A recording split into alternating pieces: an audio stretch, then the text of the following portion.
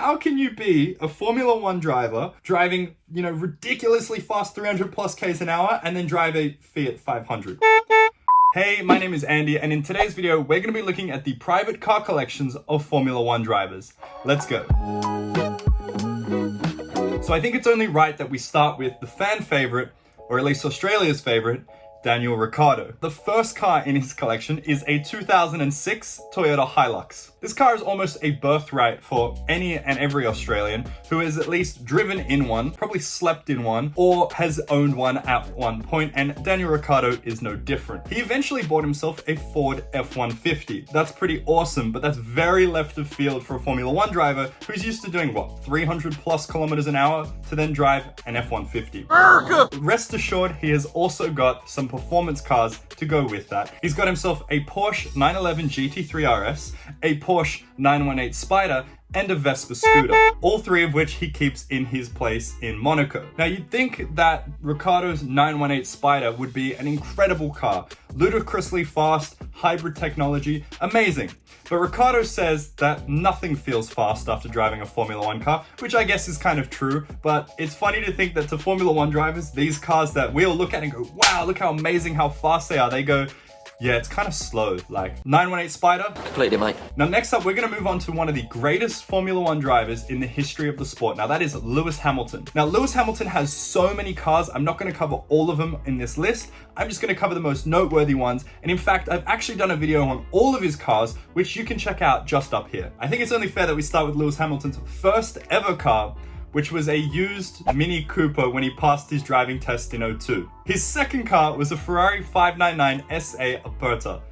That's a very big jump to go from a used Mini to a 599 Aperta. That's insane. Lewis Hamilton has also got himself a McLaren P1. This car is awesome, and it's probably one of the closest things he'll get to driving his Formula One car on the street. He's also got himself a LaFerrari, because why have a McLaren P1 without a LaFerrari? And you know what? If he buys a 918, then he's got the whole holy trinity right there. In fact, actually, Ricciardo has the 918, so together they have the holy trinity of hypercars. Which one of those cars would you pick? Let me know in the comments below. Last but not least, Lewis Hamilton has a Pagani Zonda 760. He actually crashed this car after a night of heavy partying, allegedly, and he said that this car handles appallingly, but sounds amazing. Now, coming from a Formula One driver, the handling thing is kind of understandable, but there is no denying that a Zonda sounds incredible.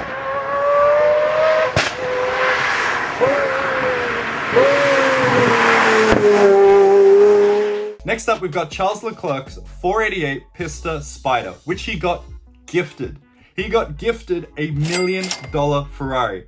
That is definitely not something to complain about. The Pista Spider is a beautiful car, and that is one of the many benefits of racing for Ferrari. Charles Leclerc has also got himself an Alfa Romeo Stelvio QV. This car is incredibly fast. I think it's actually second fastest after the Urus, or maybe third fastest after the RS Q8. Charles Leclerc obviously would have got some kind of special deal, as Ferrari, Alfa Romeo, Fiat are all the same, company. Next up, we've got Nico Rosberg's collection of Mercedes. This guy has had a whole host of Mercedes, including an SLS AMG, G63s, GLEs, but most noteworthy, his Mercedes 300 SL Gullwing.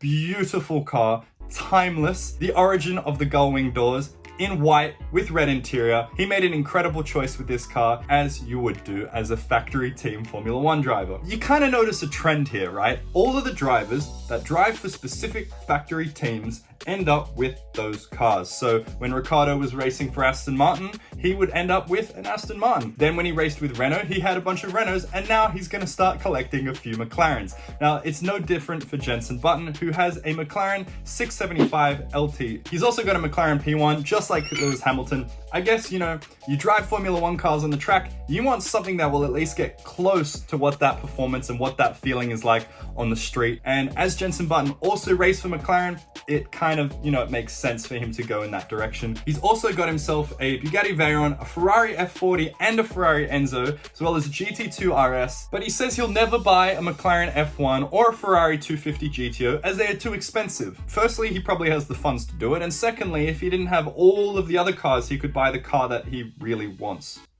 I don't know. Jenson, I don't know. Now, Lando Norris has got himself a McLaren 570S Spider. I actually noticed a second theme with all of these Formula One drivers. A lot of them have spiders.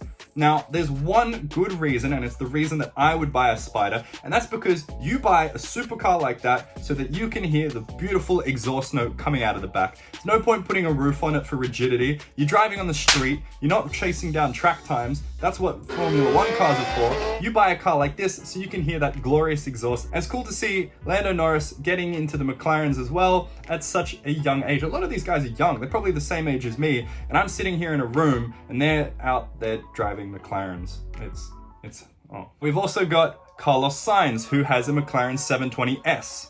Now, I kind of could have seen that coming because Carlos had the funds to do so, but racing for McLaren gives you the perks, which means he bought a 720. The cool thing about the McLaren 720 is it has 720 horsepower. Who would have guessed? He didn't buy it as a Spider. I think that's a missed opportunity because it would have been cool to, you know, drop the roof, drive through. Where's he live? Spain or something? That'd be gas. Now, Max Verstappen has himself a Renault Clio. Yep, that's it. No, he's got a Renault Clio, which he drives 99% of the time, and then he bought himself a 911 GT3 RS. But 99% of the time, Formula One driver Max Verstappen drives a Renault Clio. Yeah. In fact, he's not the only one to drive something like that, because Kimi Räikkönen has a Fiat 500 Multijet. Yep. Formula One driver, legend, probably the oldest driver on the grid. I think he is the oldest driver on the grid, has a Fiat 500 with 95 horsepower. 95 horsepower.